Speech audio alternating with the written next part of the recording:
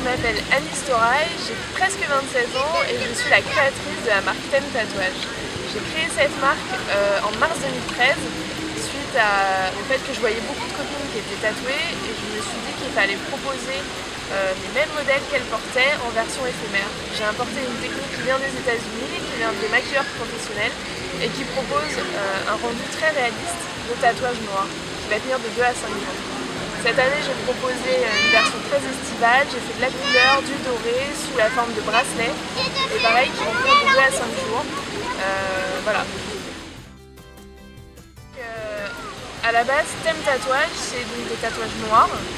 Et donc, ce que j'expliquais, c'est que la technique, elle est assez unique, elle est unique en France, parce que c'est la seule marque à proposer donc un effet réaliste sur la peau, parce que c'est une technique qui vient des maquilleurs professionnels de la télévision et du cinéma, et en fait vous allez avoir un effet ancré sur la peau. Le transfert se fait avec des petites lingettes d'alcool qui sont fournies dans chaque boîte, et donc on impose délicatement, on imbibe délicatement le tatouage, et le transfert se fait directement sur la peau avec un effet ancré comme un vrai tatouage, qui va durer de 2 à 5 jours en fonction de l'endroit où on le pose.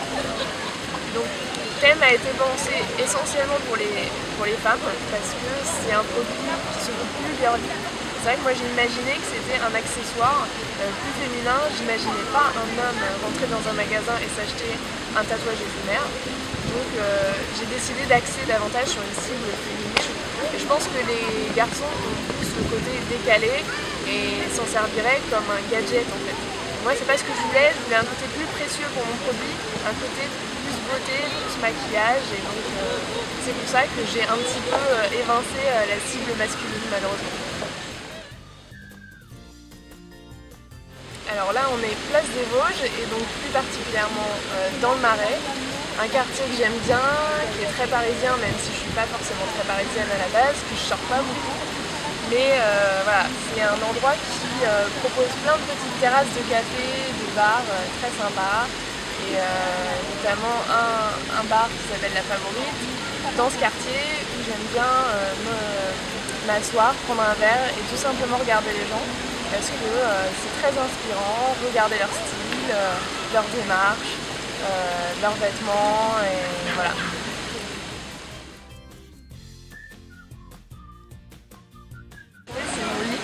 Parce qu'en fait j'adore dormir, je pense que je suis capable de dormir 10 heures, mais bon, j'essaye de le faire pas trop, mais ça m'arrive. Et donc le premier endroit ce serait celui-là, et puis sinon chez des amis, chez mon amoureux. En fait je suis très casanière et pas tellement, je suis pas tellement de sortie, voilà.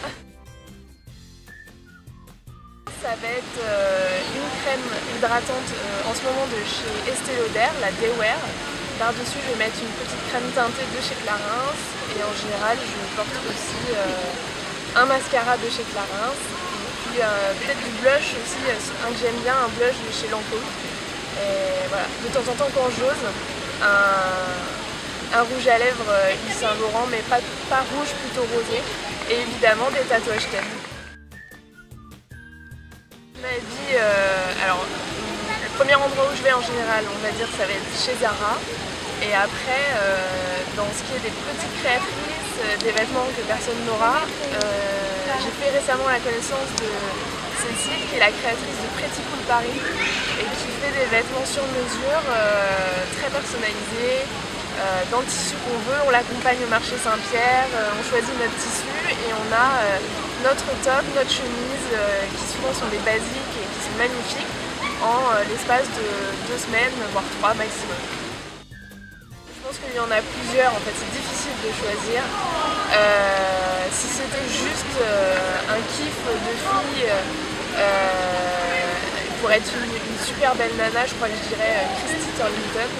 Moi, c'est une des plus belles femmes du monde. Ce serait juste narcissique, en fait.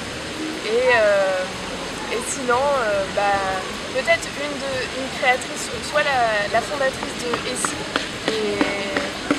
les vernis à ongles, soit OPI, parce qu'en fait c'est deux femmes qui ont réussi à vendre un produit qui est basique, mais qui ont bâti des fortunes avec un seul produit. Je trouve ça merveilleux.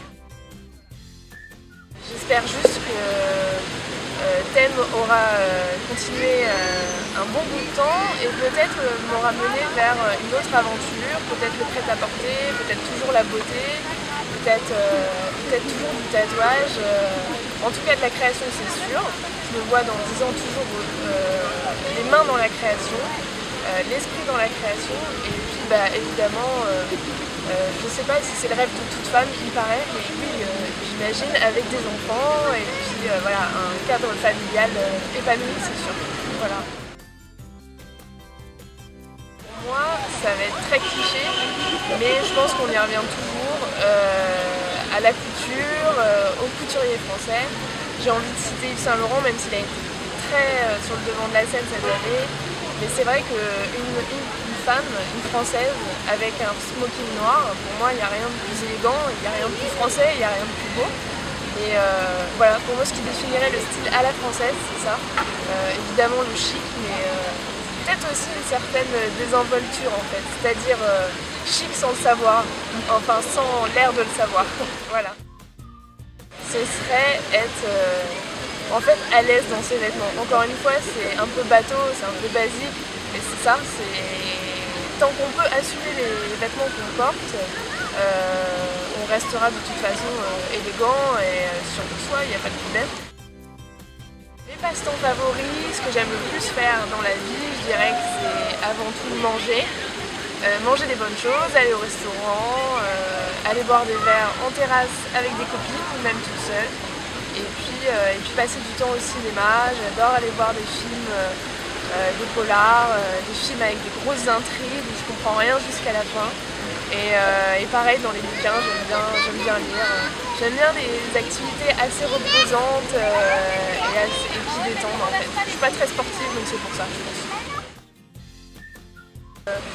Rien n'est impossible à qui veut y croire.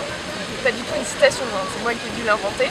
Mais c'est vrai que le fait de le voir tous les matins, ça m'a beaucoup aidé, notamment dans la création de mon projet, d'aller jusqu'au bout. Il y a des moments qui sont très difficiles quand on monte un projet, surtout quand on est seul. Et d'avoir des petites phrases un petit peu clichés comme ça fait du bien de se les dire, ça fait du bien de se les dire aussi devant la glace, de se dire qu'on est capable de tout en fait.